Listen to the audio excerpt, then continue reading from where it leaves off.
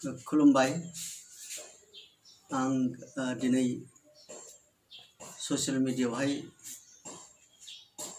गासै सुबुं माहारिखौ बांसिनै बर' माहारिखौ थांखिनानै आथिखालाव जि गिलु बालु COVID-19 एबा कर'ना भाइरास जि गोख्रै सुबुंनियाव सन्देरग्रा बेराम गासै बुहुमावनो जागासिनो दं बेनि सोमोन्दै फंनैसो सुबुं माहारिखौ सांग्रांथि होनो आं लुबैनानै दिनै ससियेल मिडियायाव फैदों। जों बयबो मिथिगौ थांनाय 2019 डिसेम्बर दाननिफ्राय चाइनानि जि वुहान सिटीनिफ्राय जि COVID-19 भाइरास बे जागायजेनदोंमोन आरो चाइनायाव गोबां सुबुं बुथारग्लुंनायजों लोगोसे दिनै बुहुमावबो बे बेमारा साग्लोबनो हमबाय। मैयासिम दिनै जोङो मोनथिनाय बायदि गासै बुहुमनि 170 कान्ट्रिसाव बे साग्लोबबाय। बिनिनो गासै जोङो दिनै बुहुमावनो प्राय 17,000 सुबुङा बे बेमारजों जिउ खोमानो गोनां जाबाय।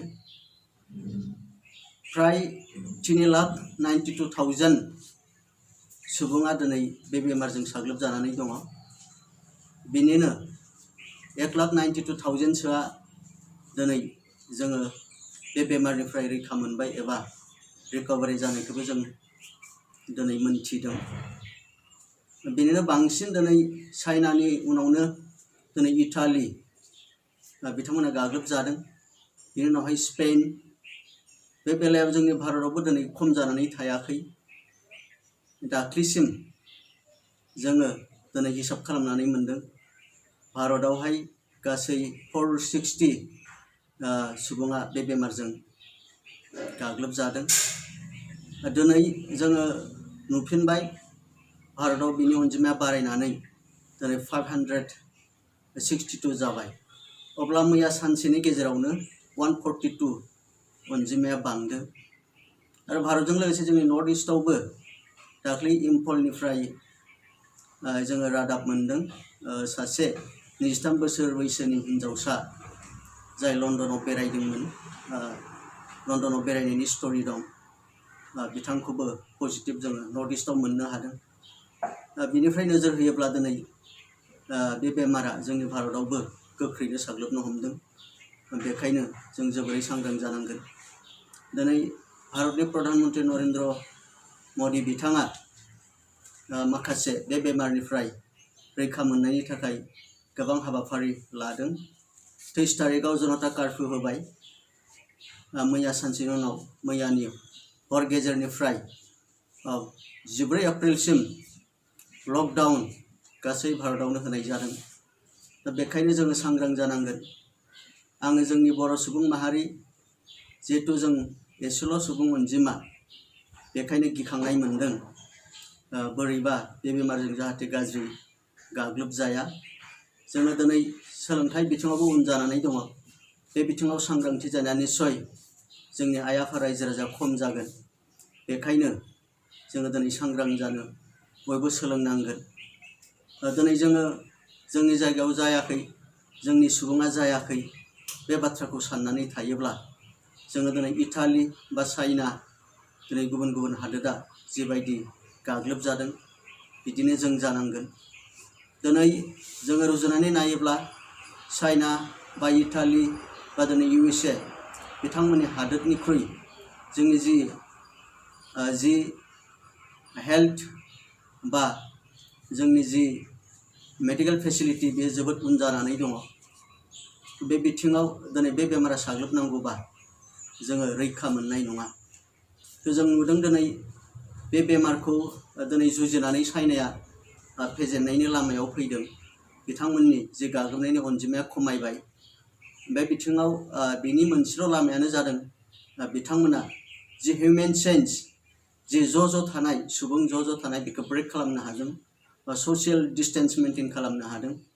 बेखायनो आं खावलायगोन जोंनि आइ आफा रायजो राजा बयबो फरायसुला फरायसुलि बे जि हिउमेन साइन्स जि ससियेल डिस्टेन्स बेखौ मेनटेन खालामो आरो जोंनि फंबाय बिनानाव गोजानाव खामानि मावहैनानै दिनै न'आव फैदों थ' बिथांमोनखौ जोङो मोजाङै आबार लानांगोन। बिथांमोनखौ जोङो गिनानै बिथांमोनखौ हेरेसमेन्ट होबा जानाय नङा।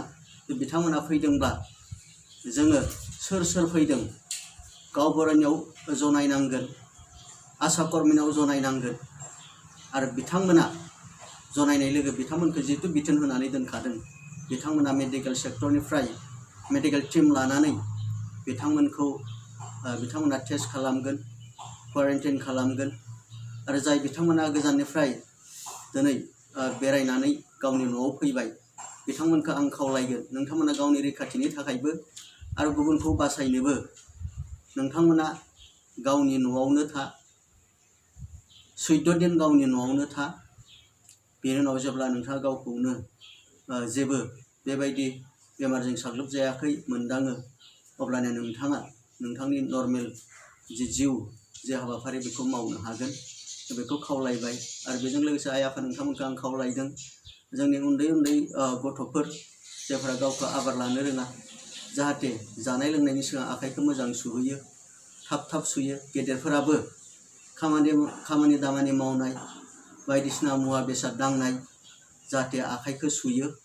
जों मोनथिदों बे बेमारनि जि जिउसा बेयो फ्राय सारफेस जि स्टाफ जि गासै मुवाफोरनि बाहेरा बा सायाव बियो थायो। बेवहाय जोंनि जिथु आखाइया जों जायखिजाया खामानि मावनो आखाइजों जोङो बुस्थु एबा मुवाफोरखौ जोङो दाङो आरो बेयावनो बे बेमारा सन्देरो। बांसिनै बे आखाइजों जोंनि खुगा एबा मेगन एबा गन्थं बेजों जुदि जोंनि देहा सिङाव थाङोब्ला जोंनि देहायाव बियो हाबनानै जोंखौ गाग्लोबो। जोंनि जि किडनि जोंनि उदैनि सिं ओनसोलाव गाग्लोबनानै बियो जोंखौ बेमाराव खोख्लैयो जों बेखौ मोनथिदों। बेखायनो बे बिथिङाव जोङो साखोन सिखोन जानाया मोजां। बेखायनो दिनै जोङो बुंनांगोन जोङो नुदों बे बेमारखौ फोसाबनो थाखाय दिनै बेबायदि दिनै खुनु मुलि ओंखाराखै। दिनै USA नि प्रेसिडेन्ट डनाल्ड ट्राम्प बिथाङा बुंदों क्ल'र'कुइनफोरजों बे मुलिखौ फोसाबनो हायो नाथाय बेबो दिनै रोखा जायाखै। दिनै जाय चाइनाया बे बेमाराव गिबि गाग्लोबजादोंमोन बिथांमोननि एकमात्र जि गानायनि जि लामा जों नुदों बे जाबाय लकडाउन, हिउमेन चेनखौ ब्रेक खालामनाय, ज' थानायखौ जानखार खालामनाय, बेजोंसो जों होबथानायखौ नुदों। बेखायनो जोङो दिनै प्रिभेन्सन इज बेटार देन किउर बे बाथ्राखौ जोङो नोजोर होनानै जोङो जाहोनानै सोखानायनिख्रुइ जानायखौ होबथानाया साबसिन बे बाथ्राखौ जों नोजोर होनानै दिनै खामानि मावनांगोन। बेखायनो साफ्रोमबो बर' रायजो राजा, जाखांफुनाय सेंग्रा सिख्ला, फरायसुला फरायसुलि, आइ आफा नोंथांमोनखौ बे बेमारनिफ्राय रैखा मोननो सांग्रां जानो आङो गुरै खावलायबाय।